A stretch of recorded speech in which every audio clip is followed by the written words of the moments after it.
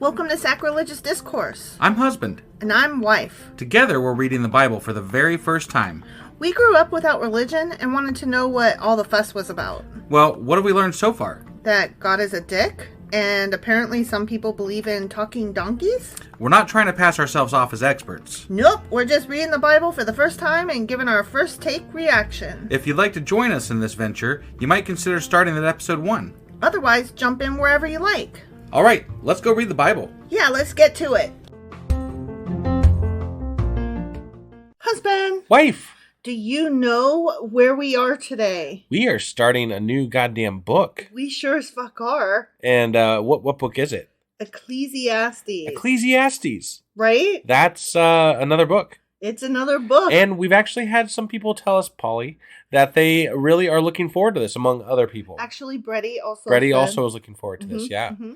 So we've had some people reach out specifically that are very excited about this book, which makes me even a little bit excited about this book. But just to temper your enthusiasm, okay, I've also been told, but you'll still hate it, though. Even though it's my favorite, you'll still hate it. Got it. So Okay. I think it has to do with maybe religious upbringing or something. Sure. Has made it near and dear to their heart and less hateful than the rest. But still, Right. We'll find out in our own little way how much we hate or love this book. Freddie specifically said, "Oh no! You'll still not like it, though." Oh, okay. Yeah. All right. So, Well, good to know. All right. Yeah. So that means that today we are going to be reading Chapter 1 of Ecclesiastes. All right. You ready to hop into this? I sure as fuck am. Let's do it. Okie dokie.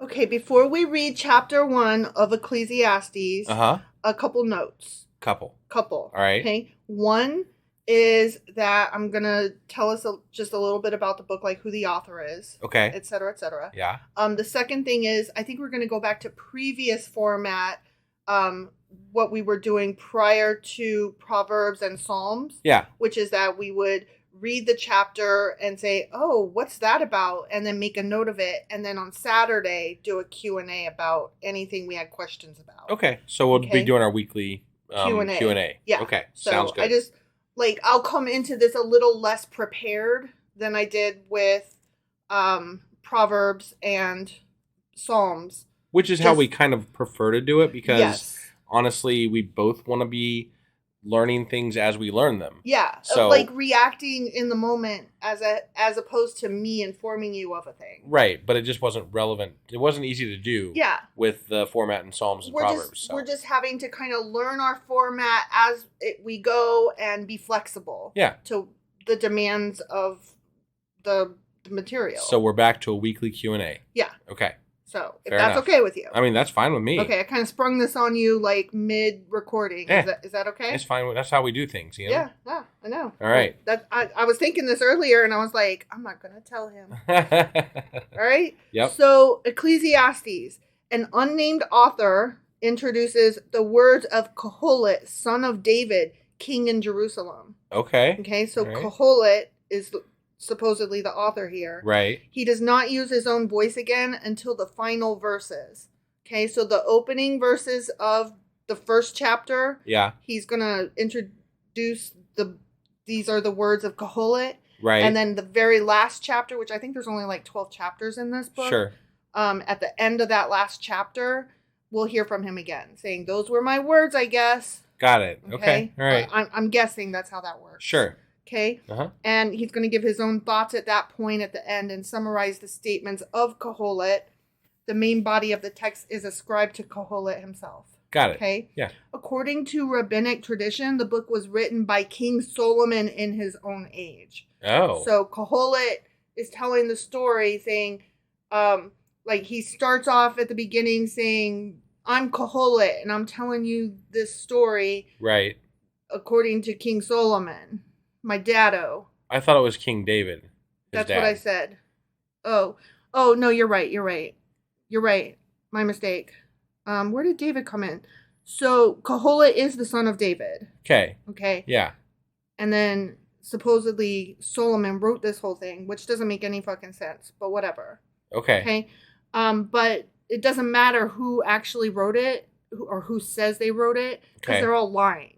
The story is a lie. Got it. Okay, because the presence of Persian and Aramaic terms point to a date no earlier than about 450 BCE, and Solomon reigned between 970 and 931 BCE. Got it. So we're talking like 500 years later is when it was actually written. Okay. All right. Sounds. The latest possible date for its composition could have been even as late as 180 BC. You know, it seems to me that there's a lot of stuff written in that 400 to 500 BCE period, because that's when they were coming back or going into exile type time frame. Yeah. And that's when a lot of these, like, let's rally around our religion type things were happening. That's exactly why all of this material came out during that time period. Right. Because they were coming out of the Babylonian exile. Right.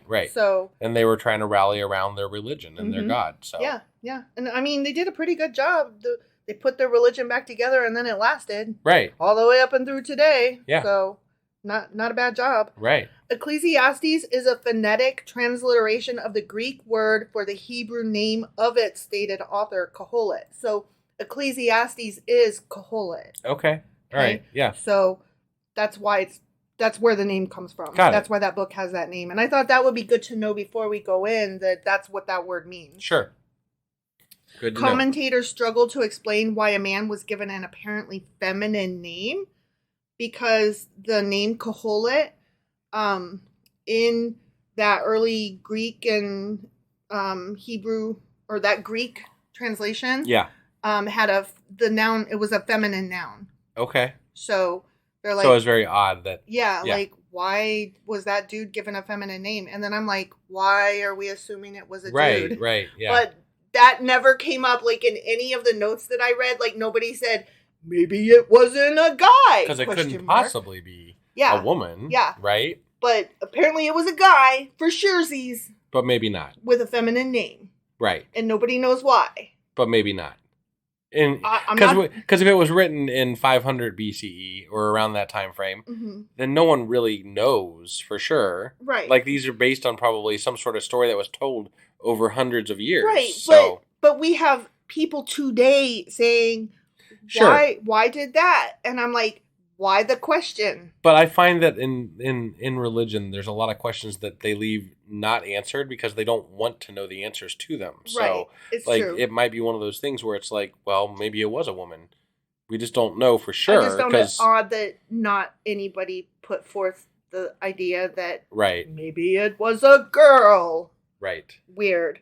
One theory accepted by a wide variety of modern scholars, however, to knock me off of my little soapbox, is that he ascribed this activity to his wisdom, because wisdom is female, capital W. Okay. That's why he used a feminine name. Got it. And I'm like, okay. All right. That's what the scholars of today say. The modern scholars. I guess, whatever. It's a valid argument. Maybe. I still question it, but okay, whatever you say, guys. Sure. So, okay, now we're going to jump into the actual chapter 1 of Kohelet, which is Ecclesiastes chapter 1. Okay. Okay? Yep. The words of the teacher, the son of David, king in Jerusalem. Meaningless, meaningless, says the teacher. Utterly meaningless. Everything is meaningless. That sounds like me every day when I wake up, right? This all sucks. Why bother? Right, yeah. What do people gain from all their labors at which they toil under the sun? I think that's a question we ask every day of our lives, right? Like, why bother? Why do I keep doing the shit I'm doing? Because, everything's stupid. Where am I getting with all this? Yeah. Like, I'm just pushing a rock up a hill. Right. Right? Yeah, I mean, that's I think a lot of people feel that way in life, because it does. I mean, you're fighting against a lot of things that are outside of your control. Yeah, and it just feels pointless. Right. Yeah. But, I mean, there's no way around that. You can't change the government you live under. You can't change, how life works. Right. So you're kind of stuck in the model of government that you live under, and that's where we're at. So. Yeah. Yeah. I find that interesting that that's the way it starts. Generations come and generations go, but the earth remains forever. The sun rises and the sun sets and hurries back to where it rises. The wind blows to the south and turns to the north. Round and round it goes, ever returning on its course. All streams flow into the sea, yet the sea is never full. To the place, I like that. Yeah. No, this is everything's pointless. Well, I mean, no, this is very poetic, actually. No, I know, I like it. Yeah. I like depressing poetry. Right. Yeah. To the place the streams come from, there they return again. All things are wearisome, more than one can say.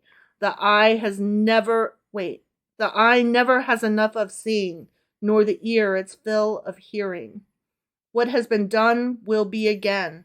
What has been done will be done again. There is nothing new under the sun. I didn't know that's where that phrase came from. Yeah, no, that's interesting. Right? Yeah. Is there anything of which one can say, look, this is something new? It was here already long ago. It was here before our time. No one remembers the former generations, and even those yet to come will not be remembered by those who follow them. Wow. What a dark passage. Right? You know? Okay. Yeah. That was the first section. I like it. It was really well written. It was. For the Bible. Like, this is really well written for the Bible. Yeah. I'm enjoying this thus far. Yeah. So that was the intro. Now we're getting into the meat of this chapter. Okay. All right. Yeah. I, the teacher, was king over Israel and Jerusalem. I applied my mind to study and to explore by wisdom all that is done under the heavens. What a heavy burden God has laid on mankind. I have seen all the things that are done under the sun. All of them are meaningless, a chasing after the wind. What is crooked cannot be straightened. What is lacking cannot be counted. I said to myself, I says, look, I have increased in wisdom more than anyone who has ruled over Jerusalem before me. I have experienced much of wisdom and knowledge. Mm-hmm. Right? Because that's Solomon supposedly saying that. Right. Then I applied myself to the understanding of wisdom and also of madness and folly, but I learned that this too is a chasing after the wind. For with much wisdom comes much sorrow. The more knowledge, the more grief. The end. This is not the best. I mean, so far, right? This is not the best picture for God, right? Like, they're like, it's all pointless and meaningless. And why even bother? I mean, that's exactly what it's saying, right? Mm-hmm. Like, it's all the first opening is meaningless, you know, mm-hmm. And then just nothing good is happening in this person's passages here. Yeah. It's very interesting. It's kind of shocking. It really is. I wasn't expecting to hear. I don't even know really how to react to this because I'm expecting like God shit, you know? Mm-hmm. And they only mentioned God like once in that whole passage, and it was just as a passing thought, kind of. Like, God give us things, but it's all the same. In the void that is, you know, no meaning. Right. So. Right. It's very cool. It is very cool. So far. Yeah. I mean, I'm sure this will tie back somehow to I definitely like chapter 1, though. Yeah, no, I really like it. I mean, it almost sounds Shakespearean, right? Right. Yeah, like there's very quotable shit from it, and like I liked it. That was beautiful in a dark way. But yeah, I'm a fan of that chapter. Same. So yeah, same. I don't know what else to say. This one's right up there with we liked the whole book of Esther. Yeah. And now we like chapter 1 of Ecclesiastes. So far, yeah, I'm down with Ecclesiastes. So. Yeah. Did you have any questions we want to mark down? So. I mean, I wrote a note in here to look up, just like if I can find it. You know, I'll do my Google searching just to see if is it Kohelet or how do you say Kohelet? Kohelet. It's Kohelet,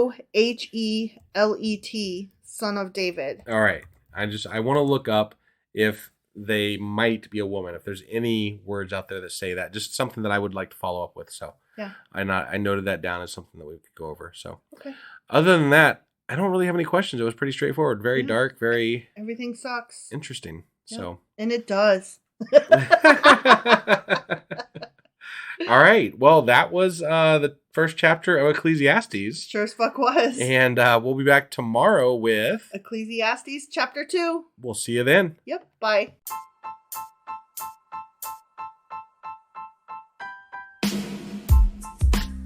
Hey, wife, I guess that's the end?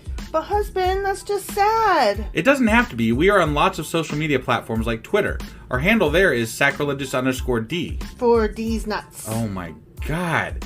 Stop doing that. Anyway, we're also on Facebook, Instagram, and Pinterest. There's a link to all of our social media sites at our website.